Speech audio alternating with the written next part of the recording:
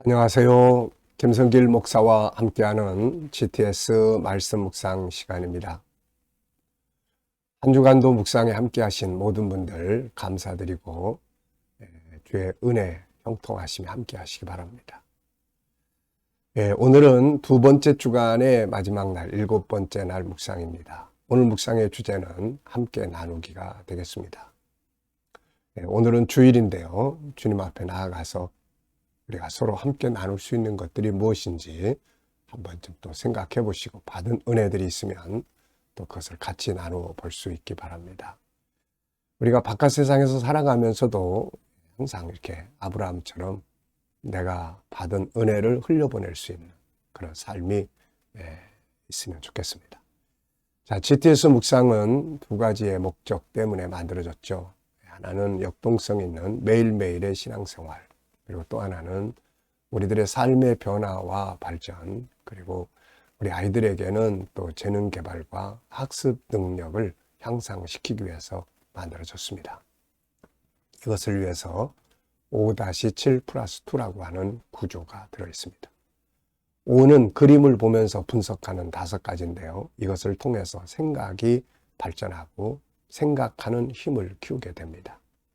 아이들에게는 공부하는 두뇌를 키워주는 역할을 하죠. 그리고 7은 7가지 주제입니다. 월, 화, 수, 목, 금, 토일의 주제인데요. 이 주제는 공부하라고 하는 주제가 아니라 그날 기억하고 살으라고 하는 주제입니다. 이것을 기억하고 살 때 변화가 오고 발전이 옵니다. 아이들에게는 독서라든지 학습 지도에 유익하게 사용할 수 있는 도구입니다. 그리고 어떤 문제가 벌어졌을 때 그 문제나 또 컨설팅을 할 때 7가지 주제를 놓고 쭉 컨설팅을 하면 이게 아주 좋은 도구가 됩니다. 2는 질문 만들기와 주님과 소통하고 영감 얻는 시간이 되겠습니다. 자, 이 시간도 그림 분석부터 시작을 하겠습니다.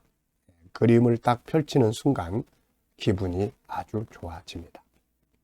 풍성한 잘 익은 사과들이 나무에 주렁주렁 매달려 있습니다. 제목을 먼저 적어보시고 의미도 적어보십시오. 저는 제목을 풍성한 열매 이렇게 적었고요. 의미를 몇 가지 적어봤습니다. 하나님의 은혜, 농부의 수고, 나무의 수고, 그리고 열매는 모든 일을 행복하게 해줍니다. 참 열매라는 건 당사자도 즐겁고 보는 사람도 즐겁고 그것을 먹는 사람도 즐겁습니다. 모든 이들을 행복하게 하는 게 바로 열매죠. 분석해 보겠습니다. 눈에 보이는 것은 사과나무, 그리고 또 가지, 그 가지에 매달려 있는 잘 익은 사과, 나무잎, 그리고 그 나무 사이로 하늘도 보입니다. 땅도 보이고.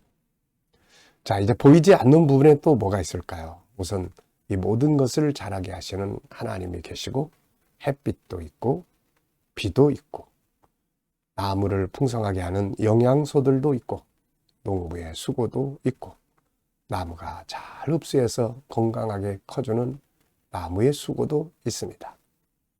이 과일을 먹으면서 행복해야 할 또 많은 사람들의 모습이 숨어 있는 거죠. 자, 세 번째입니다. 그림에서 가장 중요한 것은 무엇일까요? 저는 풍성한 열매라고 적어봤습니다. 과일나무는 일단 열매를 맺어야 합니다. 과일나무가 열매가 없으면 허망하죠. 열매를 거둬야 될 때 가보니까 이파리만 있고 열매는 하나도 없는 이런 상황을 한번 생각을 해보십시오. 자, 그래서 풍성한 열매. 여러 가지 이유가 있겠지만 그래서 결론은 뭐야? 중요한 건 열매를 잘 맺는 거죠. 자, 연상법 훈련입니다. 기억력 훈련이에요. 그림 한번 쭉 떠올려 보십시오. 먼저 나무 가지가 있고 그 다음에 거기에 사과들이 풍성하게 잘 매달려 있습니다. 가지들도 있고 잎도 있고 하늘도 보이고 땅도 보입니다. 자, 그리고 이 열매와 관계된 또 이 그림과 관계된 성경 구절 또 생각을 해보십시오. 저는 먼저 창세기 1장 28절로 30절 하나님이 세상을 다스리라고 하시면서 이것을 잘 다스리면 열매를 맺게 된다. 이렇게 말씀을 하셨죠. 요한복음 15장에 예수님께서 우리와 예수님과의 관계를 나무와 가지라고 하셨습니다. 그래서 열매를 맺어야 한다. 마태복음 3장에 세례 요한이 막 엄하게 외칩니다. 열매 맺지 못하는 나무는 찍어서 불에 던지게 된다. 마태복음 21장에 예수님께서 무화과나무에 가셔서 열매 없음을 보시고 나무를 저주하신 사건입니다. 시편 126편 5절로 6절 눈물로 씨를 뿌리는 자가 기쁨으로 단을 거두게 된다는 말씀이죠. 열매, 인생의 열매, 영적인 열매, 육적인 열매, 참 맺어야 될 열매가 많이 있습니다. 우리의 인생 속에 맺어진 열매들은 무엇인가? 한번 생각을 해보시기 바랍니다. 자, 아이들과 묵상하시는 분들은 또 이 묵상 그림을 통해서 수학 공식, 숫자라도 또 헤아려 보시고 수학 공식 한 번씩 떠올려 보십시오. 초등학교 수학 주제는 5가지입니다. 네, 도형과 각도, 그리고 수와 연산, 그리고 측정, 규칙, 자료와 그래프. 배우는 것들 하나씩 떠올려 보게 하시면 복습에 큰 도움이 됩니다. 자, 상상력 키우기입니다. 이 그림 가운데 두고요. 앞에는 농부들이 열심히 풀 베고 거름 주고 또 약죽 바꾸는 장면이 있을 것 같고요. 그래서 이렇게 맺어지는 거예요. 자, 그리고 다음 그림은 이제 이 과일을 먹으면서 행복해하는 사람들의 모습을 그려볼 것 같습니다. 자, 미래를 어떻게 살고 싶은가요? 그렇다면 지금 무엇을 해야 할까요? 자, 한번 또 생각해 보시고요. 이번 주간 본문 말씀 또 읽어 보겠습니다. 우리가 너희를 위하여 기도할 때마다 하나님 곧 우리 주 예수 그리스도의 아버지께 감사하노라. 이는 그리스도 예수 안에 너희의 믿음과 너희 모든 성도에 대한 사랑을 들었으며 너희를 위하여 하늘에 쌓아둔 소망으로 말미암 곧 너희가 전에 복음 진리의 말씀을 들은 것이라. 이 복음이 이미 너희에게 이름에 너희가 듣고 참으로 하나님의 은혜를 깨달은 날부터 너희 중에서와 같이 또한 온 천하에서도 열매를 맺어 자라는도다. 아멘. 자, 감사한 일 적어 보십시오. 어제 하루 동안 있었던 일 중에 감사한 것. 어제에는 정말 감사한 게 진짜 많지만 그 중에 하나를 또 소개한다면 우리 선교사님들을 위한 우리 교육 훈련이 시작이 된 일입니다. 지난 주간에는 인도의 제2기 학생들 50여 명이 이제 공부를 시작을 했고요. 그리고 또 지난번에 인도에 갔을 때 선교사님들이 몇 분 참석했는데 너무 은혜를 받고 선교사들을 위한 모임을 하나 만들어 달라 해가지고 이 모임을 만들었습니다. 그런데 3년 과정으로 토요일 날만 줌으로 공부를 하는데 신청자가 50여 명이 넘었습니다. 정말 감사한 일이죠. 지난 한 주간 이 말씀을 묵상하면서 온 천하에서 열매를 맺는다. 이 말씀이 저는 참으로 또 피부로 느껴지면서 100여 명의 외국인들 또 세계 선교사님들이 이렇게 100여 명의 공부하는 분들이 함께 해서 너무 감사한 일이 벌어졌죠. 열매를 맺어 갑니다. 자, 오늘 주일입니다. 오늘 하루 시작하시면서 감사할 것들 적어 보시고요. 미래를 생각하시면서 또 감사한 것 적어 보십시오. 자, 1번입니다. 본문에서 오늘 느껴지는 것은 무엇인가요? 오늘 느껴지는 것.